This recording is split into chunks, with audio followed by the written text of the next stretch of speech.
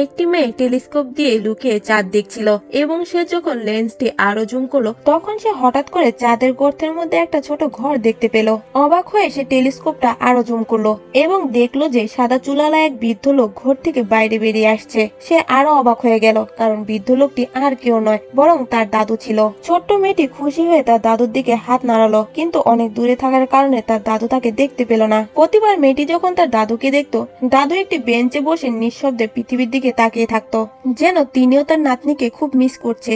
দাদু যেন একা অনুভব না করেন, তাই মেয়েটি অনেক চেষ্টা করতো দাদুকে একটা চিঠি দেওয়ার। তবে সে অনেক চেষ্টা করেও কোনোভাবেই সেই চিঠি দাদুর কাছে পৌঁছাতে পারছিল না। বড়দিনে সবাই যখন উপহার পাচ্ছিল তখনও চাঁদে দাদু একা। হঠাৎ করে দাদুর কাছেও একদিন বড়দিনের উপহার উড়ে এলো। তিনি অত্যন্ত খুশি হলেন, কারণ তার মধ্যে পৃথিবী থেকে পাঠানো হয়েছে একটি টেলিস্কোপ। তিনি সঙ্গে সঙ্গে সেইটি নিলেন এবং পৃথিবীর দিকে তাকাতে শুরু করলেন।